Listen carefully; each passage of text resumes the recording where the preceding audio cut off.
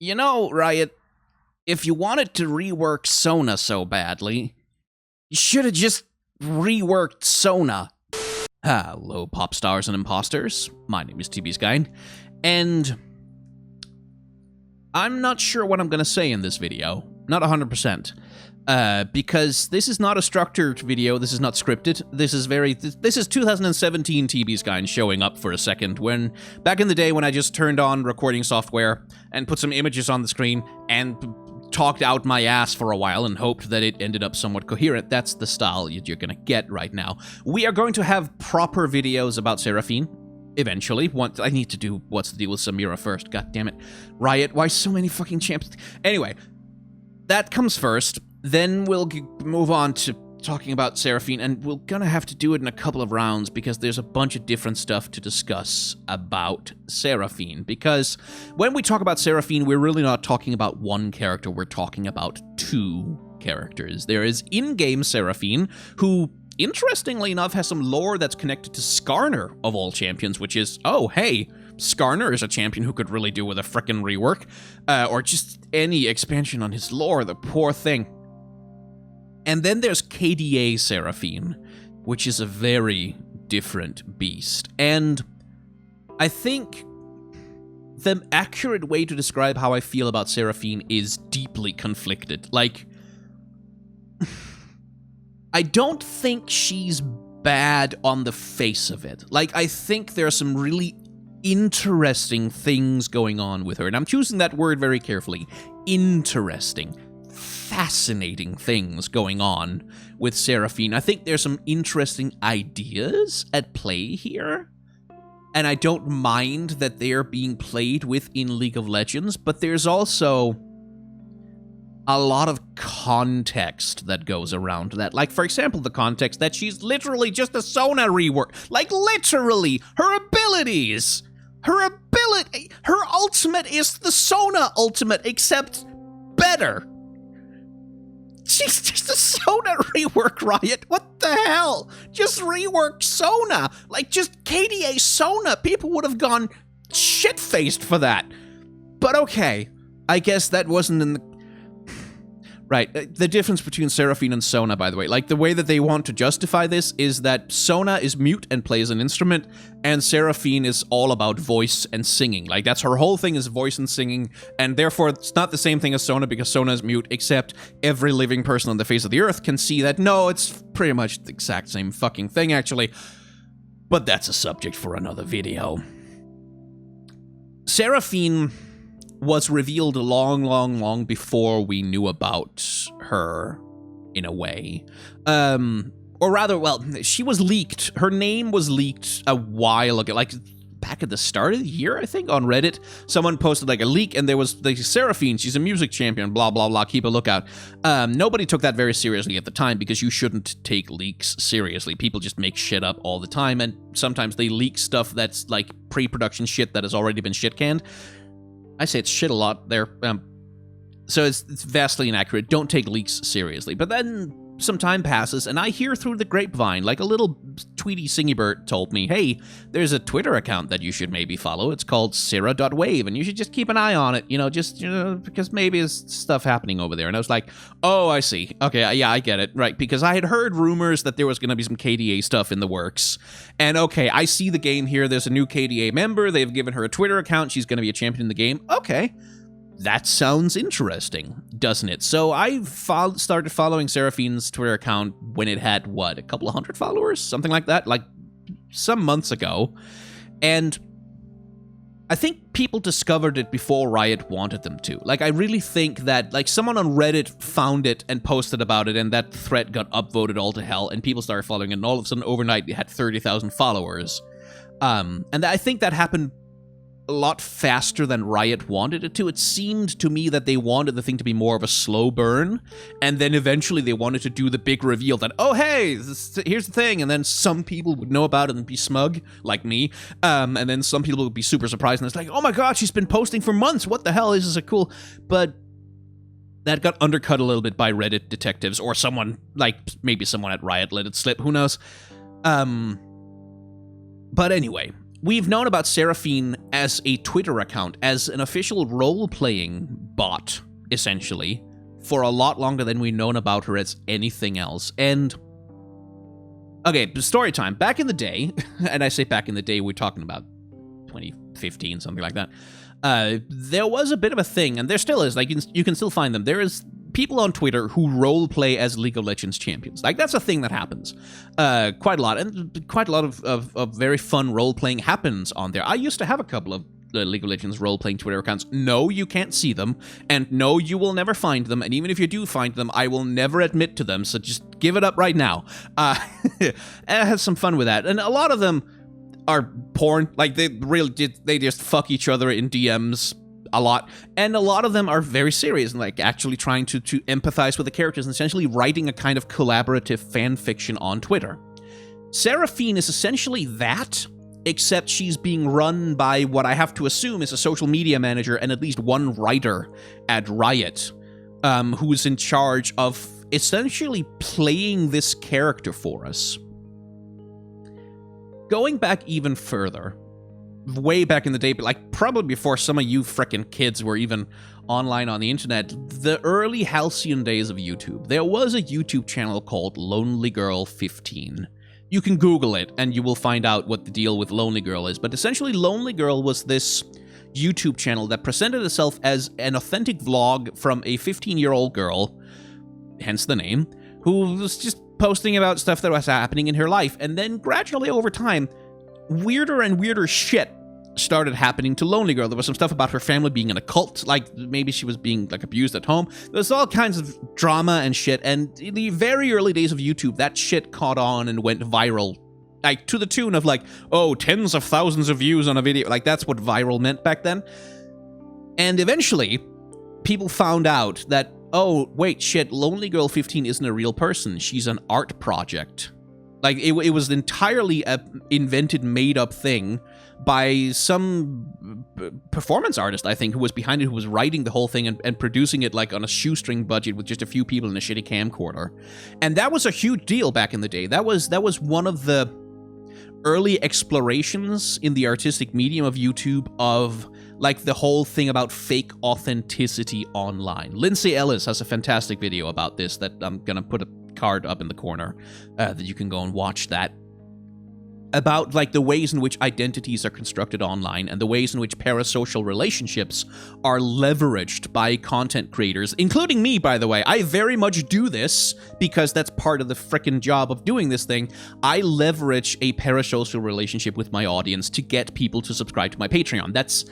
That's why at the end of all of my videos, I give this whole long speech about, hey, if you want to support online content, like a $1 donation is the same as literally thousands of views on a video. Please support me or other content creators directly when like, all of that is a leveraging of a parasocial relationship. I don't especially want it to be, but it is, because that's the business. That's the playing field you're on. You have to present an image of yourself to your audience that makes them feel like they want to give you money. And I feel slimy and dirty at every word that comes out of my mouth right now, but that's the business. And the tightrope that you have to walk as a human being trying to do this thing, as a human being, like, where I have to shill my fucking Patreon to pay my fucking rent, is, okay, can I find a way to do this that doesn't make me hate myself and doesn't make me like a dishonest liar who's taking advantage of people? Like, I don't want to be a Logan Paul over here. Is there a way to do that? And the compromise that I personally have found is that I try not to focus on give me money, give me money, give me money, but hey, generally speaking, broadly speaking, please support online content directly, because we depend on those. Like, instead of making it just about me, I try as much as I can to make it about a general, hey, this is like, it's like tipping your waiters. It's like, it's how we survive. If you like content online, please support it. And it always feels gross. Like, the part of my videos that I hate making the most is the outro, is the part where I have to tell you about my merchandise store and my, it feels gross because it kind of is. And because it is that parasocial leveraging, right? So I'm intimately familiar with that as a business model, because that's how I pay my rent. That's what it's like to be a YouTube content creator, is that you have to get people to buy your merch or donate or subscribe to your Patreon or go look at nebula.com or go to your sponsor's website and sign up for their monthly meal kit or whatever it is. And I understand that on a human level. But what happens if the content creator, the person who's trying to leverage a parasocial relationship to sell you something, isn't a person? And we already, like, on the internet, we already have those interactions. Like, prominent example would be Dr. Disrespect, who very much plays a character on his streams when he goes into bathrooms and films and, you know, commits crimes. He very much plays a character, and that's very much how he has built his empire. And there's the rising tide of VTubers, who are like real human beings who hide themselves. I say hide. I hide myself behind a cartoon avatar. It's not a hiding. But who present themselves with cartoon avatars and take on certain personas in order to craft an online personality through whom they then interact with their audience. In all of those cases, there's still a person in there. There's still a level of transparency around the artifice. But what happens when there isn't? Because here's the thing. I watched the Seraphine Twitter account grow from 300 followers to the hundreds of thousands that it has right now. And at no point, never, not even once, not even a little, not in a reply, not at any point, not in a wink, nudge, and a hint, has Seraphine ever broken kayfabe. She has never let the mask slip. She has never let on to anyone or anything that she is a marketing project for $1 billion corporation. She has never, like, explicitly said, hey, I am Seraphine, the latest champion in League of Legends. Please buy my launch skin when I join the Rift on September of whatever. Like, there's never been that moment when she stops being the relatable, just a girl who works as a barista who plays song covers in her bedroom and who got discovered by the big... She's never let it slip. Ever. Not even once. Now, I fully believe that every single person who interacts with the Seraphine Twitter... Well, maybe not every... Like, 200,000 people, who knows? Maybe someone isn't quite in on the joke, but the vast majority of people who interact with the Seraphine Twitter account, the vast majority, fully understand that she's a fictional character. That she is just like a made-up character that Riot created for a marketing project in order to get you to buy KDA skins. Like, that's what she's for. She's designed to do that thing. She's a business model with a pretty face and a costume attached to it, right? I believe that. Like, rationally speaking, I believe that. We're going to Shanghai in 2 days, and it's finally setting in, all at once. I've been working so hard, and I've been trying my best to love myself, but I still can't find the confidence I need. I'm realizing that I can't do this alone, and maybe I need to be the one to ask for help, so could you give me some encouraging words? I need something to believe in right now. 159 retweets, 159 quote tweets, 6,500 likes.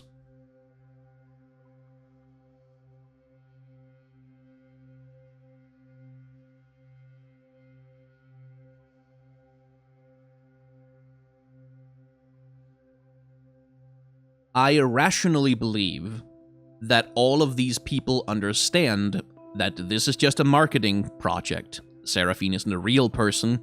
There is no real person behind it. There is nothing, like, it's all artifice. All of it is fake. I believe that rationally. I believe it. But every time I look at her mentions, this is what I see. Like, some people are trolling, obviously. Some people take the piss. Some people nod and wink and go, hey, you should get yourself some pastries from Pantheon's bakery. That'll cheer you up, or whatever.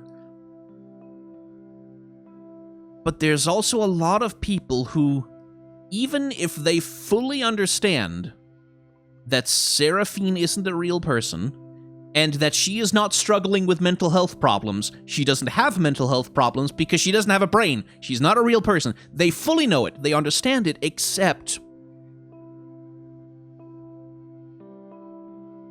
this goes on. Like, this goes on. When I have to shill my shit, I have to make a personal moral decision about, like, how authentic and how inauthentic am I going to be? How much of my real self am I going to show? How am I going to try to convince people to give me money so I can keep doing this for a job, right? I have to make a moral decision about that every single time, and I have to be accountable for those decisions. Seraphine doesn't. She's not a real person. She doesn't have to have a moral anything.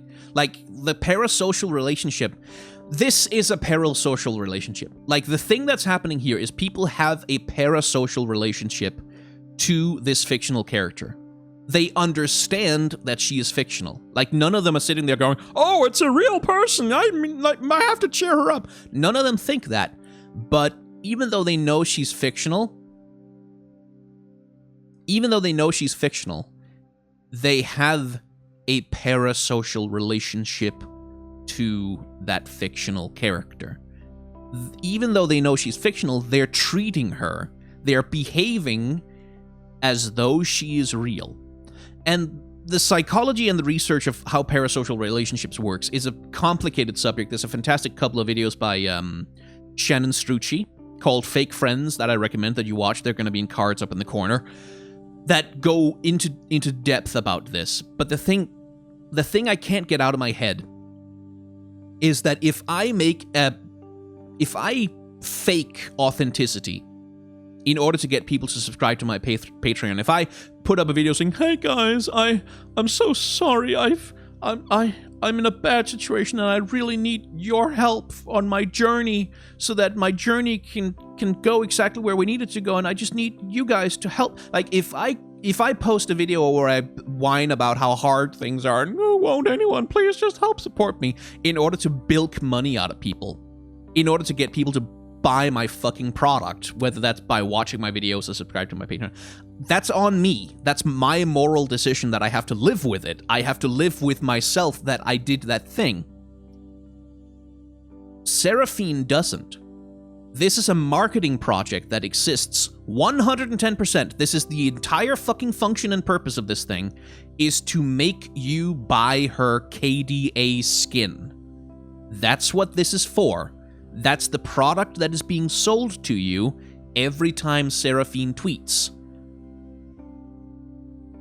But she doesn't have to reckon with the morality of that, because she's not a real person. And Riot doesn't have to reckon with the morality of that. If people have formed a genuine attachment to this character, a genuine attachment, like, this is one tweet. This is one motherfucking tweet. I have looked at the mentions of a lot of these. 209 responses to this fucking one. There is a real attachment that people have here. And Riot are going to abuse that attachment to sell merchandise. And that's like, when you go to League of Legends in the client, you see a store, here's a skin, you can buy the skin, you can put the skin on your character, right? That's transparent. I know what the business interaction is here. This is a free-to-play game, and the price for being able to play the game for free is that it's going to be monetized out the ass on cosmetic items and sundry other whatevers. That's fine. That's a transparent business interaction. This is not transparent. This is not transparent. Seraphine has never let the mask slip. Never. Not even once. That she's not a real person. This Twitter account continues to pretend to be a real person. Everyone knows that it's not, but there are circuits in the human brain. We are social animals. We are biologically conditioned to respond to this shit. And people do. And that's not even getting into the queerbaiting. Okay, so if you read the... And I'll just have to rub my eyes for a second here. If you read the official KDA comic, Harmonies, that came out, which is a perfectly good comic. I really like it, actually. It's very well put together. They're hinting, I say, like hinting in the sense of dropping a fucking anvil in people's head, that maybe Seraphine and Akali, I don't know, maybe something. Like, maybe. And then... Okay, so this is September 25th, right? Before she posted this cover of Tattoo, all the things she said, and you may not have been around. Okay, some history. Tattoo, when they first released the song, All the Things She Said, that music video they created for it got a lot of press attention because it featured a lesbian kiss and featured a lesbian romance love story going on in the music video itself. And the two artists who made it, to the best of my knowledge, were not themselves actually lesbian, but they were, like, putting it on a little bit in order to generate some hype and some attention for this song. Right before she posts this cover, Seraphine also posts about how, like, she's had some kind of conflict with Akali, or, like, they've had some kind of fight or whatever, and she's feeling really sad about it, and she has to process it through music. So she makes a cover of one of the most iconically sapphic marketing stunt songs that at least I can remember in my memory, like, short of Madonna and Britney Spears making out on stage at, what was it, the MTV Awards? Whatever. There's this hinting, this little poking, hey, wouldn't it be cool if we actually had another queer character in League of Legends? But it's only queer baiting. Nothing confirmed, and nothing confirmed in her bio, and I don't think they will confirm anything, because Riot won't, because corporate cowardice at the end of it. And also, yes, some real-world concerns about censorship, the like, and, you know, having their product sanctioned in certain markets and whatever. But again, like, if they wrote League of Legends in-game lore stories on League of Legends universe, where it's obvious and transparent that these are lore stories for the League of Legends video game, and they did some queer baiting in there, I'd be annoyed by it, but it's, like, fucking fine. But people have formed real attachments to this character. People are treating this character as though it was a real person. And they're not stupid or wrong for doing that, because everything about Seraphine is designed to make them behave that way. It's designed to make them feel those things. It's a manipulation that... Like, again, it's probably because I'm a YouTube content creator. Like, it's because I've been a content creator for, like, 10, 12 years at this point. I wasn't always a YouTuber. Because I have a very intimate relationship with the parasocial nature of my job. And because I agonize over that shit. And it keeps me up at night sometimes. Like, I don't like hawking my own shit. I don't like shilling for myself. I do it because I have to. And this fictional fake character comes along and Turing tests the internet. And she's selling KDA merch. She's selling KDA shirts and jackets. She's selling KDA skins. She's selling League of Legends, the video game, as a product. But she won't admit it. Because she's playing a character. She won't admit it because, like, she's not a real person, because the people who write it and produce it never have to admit it. They never have to reckon with, like, the ethical conundrum that comes with, like, I'm a 30-year-old man, right? I can navigate the delta between what's real and what's not. But there's gonna be some 13-year-old kid, like, who hasn't learned that lesson yet. And it's like, for me, it's this feels like it would feel if Big Bird on Sesame Street one day looked into the camera and said, "Hey kids, go get your parents' wallet, but don't tell them anything, and then call this number and tell us all the little numbers it says on the card. We need to do this because that's the only way for Big Bird to get the surgery so he can live." Like, That's what it feels like to me. So that's the negatives. That's 24 minutes on the negatives. On the positive side, I think Seraphine isn't the only one who's doing this, right? Like, on the other hand, Seraphine isn't the only one who's doing this. This is not like a new invention that Seraphine came up with first. VTubers have been doing it for a while, and they often are wholly artificial entities, like created by companies for the purposes of selling product. Barbie has been pioneering this shit for a good long... Did you know Barbie is a YouTuber? Or, I don't know if she's on YouTube, but she's a vlogger anyway. She posts vlogs where some voice actress pretending to be Barbie talks about, personal feelings and difficult emotional troubles and how to make up with friends and positive social values and etc. Like, this shit has happened before. It's happened in all kinds of different places. Riot aren't the first ones to do it. They're probably not the worst ones to do it either. They have been very careful with Seraphine. Like I said, Seraphine is a marketing project to sell KDA merch, but Seraphine herself never says, hey, please buy this merchandise to support me on my journey. Like, she never explicitly leverages the parasocial relationship. Like, she never explicitly says, hey guys, please subscribe to my Patreon. She never explicitly says it, because she doesn't have to. It's not the worst thing. Riot aren't the first ones to do it. They are not the worst ones to do it. It's probably fine. Like, probably it's fine. Probably. But I have a lot of very complicated feelings about this shit. Because I know how easy it is to abuse it. Like, I know how easy it would be to cross the line. Sometimes you do it without even thinking. Sometimes you do it when you think you aren't. Sometimes you do it when you're being really careful not to do it. Crossing the line happens like that.